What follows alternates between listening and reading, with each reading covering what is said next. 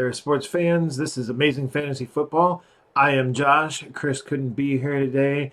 He told me he had the chance to study under chess.com's number 18 chess grandmaster, Hikaru Nakamura.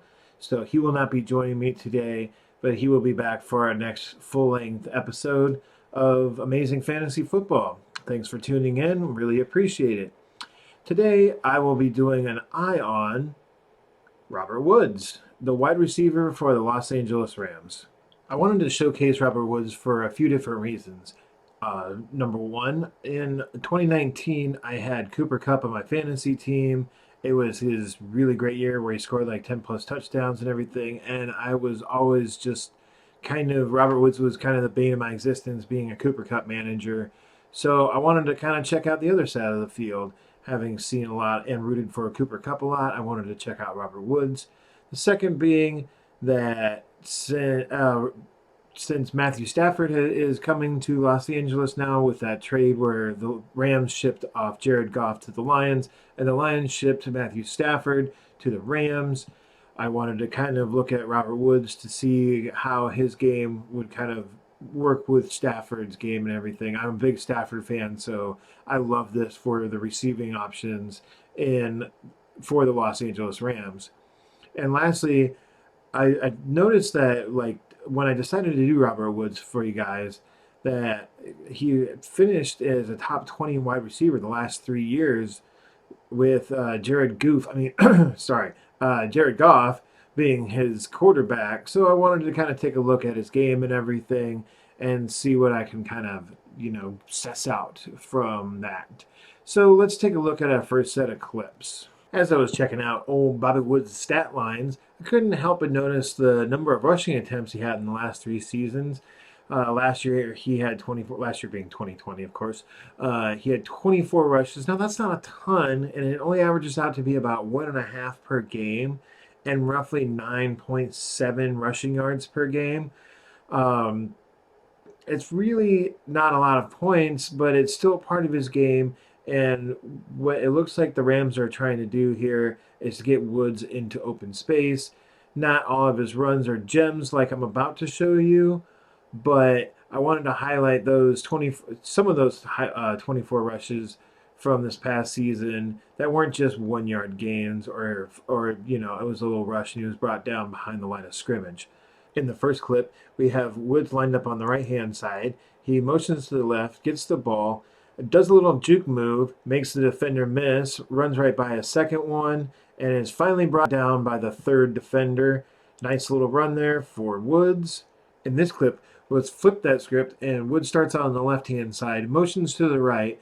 As he's in motion, gets the handoff. Once he hits the right-handed side of the offensive line, he starts heading upfield. He sees Cooper Kupp ahead of him, and he uses Kupp as kind of a shield, does a juke from left to right, makes a couple of defenders miss before finally getting pushed down to end the play.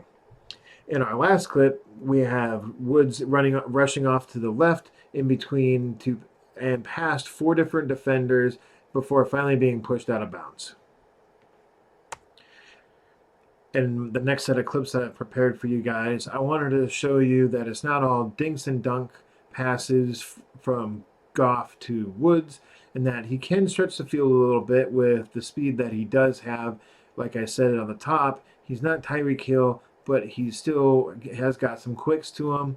You probably noticed that none of these are going to be like 75, 80-yard catch and runs for touchdowns, but there are some good plays here.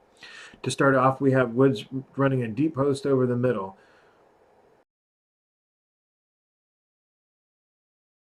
Once again, we have Woods going up the middle for about 37 yards, making a nice catch. I really like this last play when Woods runs from the right to the left-hand side, and there's a play fake. He runs down the field. The ball gets bombed to him for a nice catch, and finally a touchdown against the Washington football team. In my next set of clips, I wanted to show you that sometimes when Woods is under pressure from a defender, he has a hard time catching the ball. Now, I don't want this to be an absolute statement. He has, as I'm going to show you here at the end of all my clips here, that he can make some high pressure situation grabs, but it's something that I noticed that he did struggle with over the course of all his game film. So in our first one here, the ball just clangs off his hands for really no reason. Then he dives for the ball and doesn't do a toe tap. He probably didn't need to lay out so much. He could have gone more at an angle than just like flat out there. Lastly, he just gets drilled and just can't hang on to the ball. It's a rough catch right there, or a rough uh, job catching the ball when you're just getting drilled. But I mean, you're a professional wide receiver in the NFL. It's your job to catch the ball, Woods. Come on, man. The next two clips I prepared for you are to just showcase Robert Woods' yards after the catch ability, and that means that once he catches the ball, he has a really good ability to run the ball downfield for extra yards. It's not just catch, ball, get tackled sort of thing. This is just a quick little dump off play where Woods catches the ball and winds his way downfield for an extra 20 plus yards after the catch. Here we have a well drawn up screenplay where Woods catches the ball on the 45 and weaves his way down another 35 yards to the Bucks 20-yard line. In my next kind of like lightning round little bit of clips, I couldn't help but notice that probably Robert Woods' biggest problem was Jared Goff. There's just some straight up like head scratchers and bad throws that Goff does in these next, like I said, it's going to be real quick clips. I don't know what this clip was supposed to be other than just bad. And here we have Goff sailing the ball over Woods' head and quickly throwing the ball to Woods, which is a completed pass, but just gets Woods creamed. Now Goff's throw is short again and is somehow picked off by the 49ers defender here. It's really quite the diving catch that the defender makes for the pick. And lastly, what the hell was that? I saved the best for last, folks. This is my favorite highlight of one Mr. Robert Woods. I know I did a segment on how Woods has problems catching the ball while he's under pressure. Well, he's under pressure here, and he makes a fabulous catch. So here we have Woods lined up in the slot. He heads down the sideline, heads towards the sideline, and takes off downfield where he makes a spectacular grab as the ball sails over the defender's back. And it's just really good. It's a really good play. The only way it could have been better had he had scored a touchdown doing this. There you have it. Those are my clips that I put together on Robert Woods. To sum it all up, my biggest takeaway on Woods here is that he's kind of one of those jack of all trades guys. He's a 6 foot wide receiver and he does everything good, but he's not elite at any one specific thing. He's got speed, but he's not Tyreek Hill. He's got hands, but he's not Larry Fitzgerald. He, you know, there's just nothing that he really excels in. Um, he works well in this McVay offense where he can rush the ball at times. He gets into McVay tries to get him into open space, you know, that sort of thing.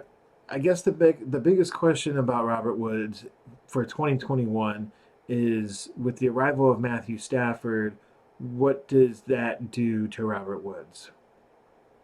I guess what I think is that it's going to be more of the same. It's going to be Woods in open space, maybe doing some runs downfield. And I think the biggest thing to really expect from him is maybe just like an extra 10 catches and maybe tack on an extra 100, 150 yards to his stat line from this season. That if you do that, you're getting Woods now into the 100 catch territory, and you're looking at somewhere between 1,000 and 1,100 yards for Woods. I just don't know, because Woods is only listed at 6 foot, that he's really much of an end zone guy, which really limits his kind of touchdown upside. So let's just assume maybe he gets another 6 touchdowns next season. So now we're looking at a stat line of 100 catches. We'll call it 1,050 yards and 6 touchdowns. Well, in 2020, that would have gotten him a finish of the 11th best wide receiver in fantasy football. And as we've kind of migrated towards a 12-team league kind of standard as far as how we rank things and everything. Wide receiver number 11 is, that's wide receiver one territory, albeit at the very bottom of that wide receiver one territory. I looked at the 2020 ADP for Fantasy Pros, and they had the 11th wide receiver coming off the board in the middle of the third round. So if you're looking at taking Woods in the middle of the third round in this coming season, the 2021 season, maybe that's a little high for me just because I'm doing this video in March and it's the fantasy drafts are way in the future. I mean, they're 4 to 6 months down the road here. So, it's a little early for me to say, but middle third round, I'd be fine with it. With middle of the third round, you're looking at maybe you took a running back and then you went wide receiver, or you went wide receiver and then running back, or you went running back, like some combination of that, and you end up with Woods as your the third player that you draft. I think you're still building a pretty solid core as you try and do with your first 3 or 4 picks. Building a solid core in your team, and then you kind of, at least for me, you branch out into more of the taking a flyer on guys and high upside and that sort of thing. So, like I said at the top, like Woods, low end wide receiver 1, solid wide receiver 2. Heck yeah, sign me up for it. That's been my eye on Robert Woods, everyone. Thank you for tuning in. I really appreciate it. Please click the little bell for notifications. Give Chris and I and Amazing Fantasy Football a sub. We would really appreciate it. You can always leave constructive criticism in the comments, or you can just say, hey. We love it when people do that. We have a weekly regular show where Chris and I, during regular season, we're going to be breaking down fantasy players in all the matchups for that particular week. In the off season, we've wrapped up the 2020 season, and we just did some reactions to free agency, and we're going to be doing that again this coming weekend. So tune in, and this show is also available in podcast format if you like to listen to this like our long show in podcast format. We're available pretty much wherever podcasts are available. Where you can, please give us a rating and leave a comment if you would like. Other than that, stay safe, everyone, and thanks for tuning in.